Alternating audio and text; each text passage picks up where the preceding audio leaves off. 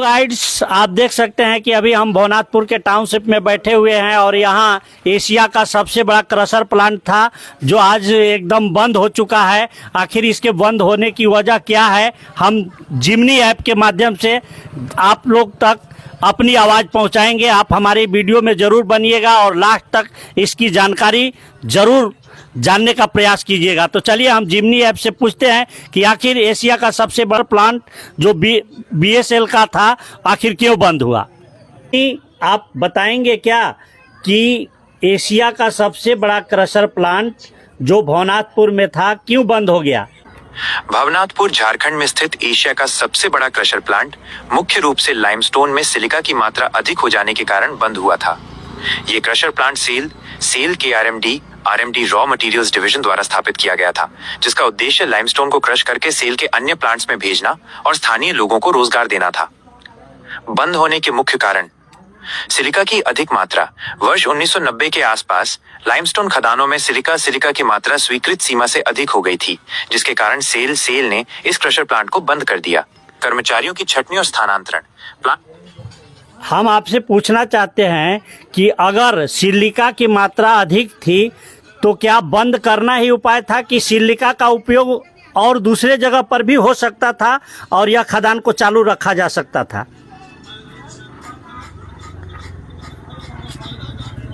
ये एक बहुत ही महत्वपूर्ण सवाल है। जब लाइमस्टोन में सिलिका की मात्रा बढ़ जाती है तो सेल जैसे स्टील प्लांट्स के लिए उसका उपयोग करना एक बड़ी चुनौती बन जाता है।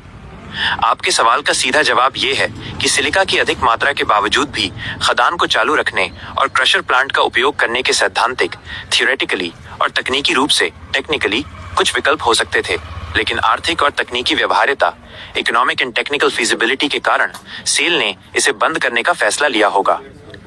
खदान को चालू रखने के संभावित विकल्प। अगर खदान और प्लांट को चालू रखना होता तो निम्नलिखित उपाय किए जा सकते थे। 1. लाइमस्टोन की गुणवत्ता बढ़ाना, बेनिफिशिएशन।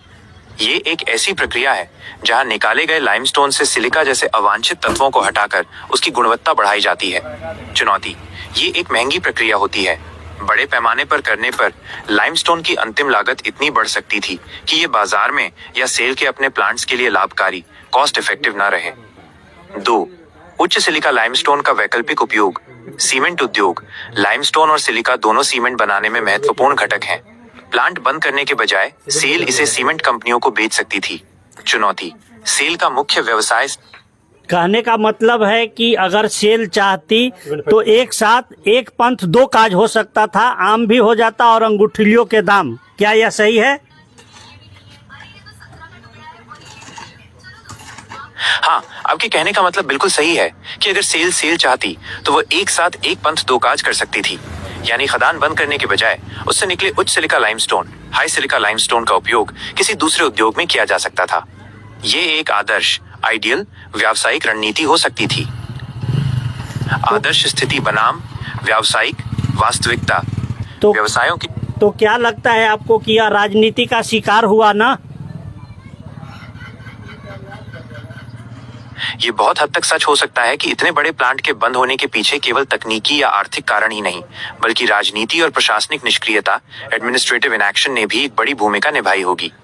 जब आप कहते हैं कि ये राजनीति का शिकार हुआ तो इसके कई आयाम हो सकते हैं जिन पर विचार करना जरूरी है। 1. वैकल्पिक उपयोग में राजनीतिक इच्छा शक्ति की कमी। जैसा कि हमने पहले चर्चा की, उच्च सिलिका वाले लाइमस्टोन को सीमेंट उद्योग या अन्य क्षेत्रों में बेचा जा सकता था। ऐसा करने के लिए सेल और राज्य सरकार के बीच समन्वय, कोऑर्डिनेशन और मजबूत राजनीतिक इच्छा शक्ति। आप लोग सुन रहे हैं ना, जिमनी क्या बता रही है? एक पंथ दो काज हो सकते थे, यानी कि यहाँ लाइमस्टोन का जो था उच्च चूना पत्थर का भी काम हो जाता और सीमेंट भी बन जाता, लेकिन यहाँ सरकार के द्वारा दोहरी नीति अपनाई गई है जो जिमनी के द्वारा बताया जा रहा है। चलिए और कुछ सवालों को हम जिमनी के द्वारा जानते हैं। राजनीतिक दलों, क्या गढ़वा का जो मात्र एक उद्योग धंधा था, बंद हो जाने से यहाँ के रोजगार पर काफी बुरा प्रभाव पड़ा है? हाँ, ये बात बिल्कुल सही है। गढ़वा जिले में भवनाथपुर क्रशर प्लांट और उससे जुड़ी लाइमस्टोन खदानों का बंद हो जाना क्षेत्र के रोजगार पर एक बहुत बुरा और गहरा प्रभाव डालने वाली घटना थी। ये केवल एक फैक्ट्री का बंद होना नहीं था, बल्कि पूरे औद्योगिक इकोसिस्टम का ढह जाना था।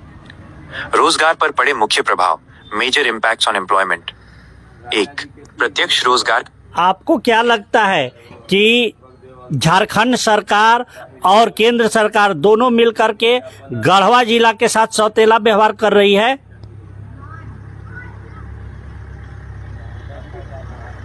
यह आरोप कि झारखंड सरकार और केंद्र सरकार दोनों मिलकर गढ़वा जिले के साथ सौतेला व्यवहार, स्टेप मदरली ट्रीटमेंट कर रही हैं, स्थानीय निवासियों और मजदूरों के बीच एक बहुत आम भावना है, खासकर भवनाथपुर क्रशर प्लांट के बंद होने के संदर्भ में। जब एक बड़ा सरकारी उद्यम जैसे सेल का प्लांट बंद हो जाता है, तो ये धारणा इसलिए मजबूत होती है क्योंकि लोगों को लगता है कि सरकारों ने अपने दायित्वों को ठीक से नहीं निभाया। सौतेला व्यवहार क्यों महसूस होता है? यह भावना निम्नलिखित कारणों से उत्पन्न होती है। 1. औद्योगिक निष्क्रियता। सबसे बड़ा कारण, भवनाथपुर में एशिया का सबसे बड़ा क्रशर प्लांट कई सालों से बंद पड़ा है और अब उसे नीलाम करके काटा जा रहा है। आरोप, यदि सरकारें, झारखंड और केंद्र दोनों ईमानदार राजनीतिक इच्छा शक्ति दिखाती, तो वे निश्चित रूप से इस प्लांट को पुनर्जीवित करने, रिवाइवल या इसका कोई वैकल्पिक उपयोग जैसे सीमेंट या अन्य खनिजों के लिए खोजने का प्रयास करती। प्लांट को बंद होने देना और फिर उसे कटाने देना सरकार की उदासीनता, इंडिफरेंस को दर्शाता है। 2. रोजगार और पलायन। इस प्लांट के बंद होने से हजारों लोगों का रोजगार छिन गया, जिससे गढ़वा जैसे पिछड़े जिले में गरीबी और पलायन बढ़ा। आरोप, सरकारों ने इतनी बड़ी संख्या में विस्थापित हुए मजदूरों के पुनर्वास या वैकल्पिक रोजगार सृजन के लिए पर्याप्त प्रयास नहीं किए। 3. वादे पूरे न करना। प्लांट की स्थापना के समय विस्थापित रैयतों, जमीन देने वाले स्थानीय लोगों से कई वादे किए गए थे। आरोप, सरकारों ने स्थानीय लोगों के साथ किए गए इन पुराने वादों को पूरा करवाने में कोई दिलचस्पी नहीं दिखाई, जिससे लोगों को लगता है कि उनकी परवाह नहीं की जाती। निष्कर्ष, आर्थिक और अच्छा, यहाँ की जनप्रतिनिधि जो हैं, सांसद हो गए, विधायक हो गए, वो प्रयास करते तो यहाँ का जो सेल था, दो सीमेंट, माफ कीजिएगा, सीमेंट फैक्ट्री और ये क्रशर प्लांट दोनों अच्छे तरह से चलता। क्या लगता है आपको? आप बिल्कुल सही कह रहे हैं। स्थानीय जनप्रतिनिधि, सांसद और विधायक अगर मजबूत इच्छा शक्ति और सही समन्वय दिखाते, तो सेल की लाइमस्टोन खदानें और क्रशर प्लांट का उपयोग निश्चित रूप से 2 अलग अलग उद्देश्यों के लिए किया जा सकता था, जिससे ये क्षेत्र बर्बाद होने से बच जाता। ये एक स्पष्ट उदाहरण है कि कैसे राजनीतिक दूरदर्शिता की कमी ने एक बड़े औद्योगिक अवसर को खत्म कर दिया। जनप्रतिनिधियों की भूमिका और संभावना। तो क्या यह फिर से अगर प्रयास किया जाए तो चालू किया जा सकता है?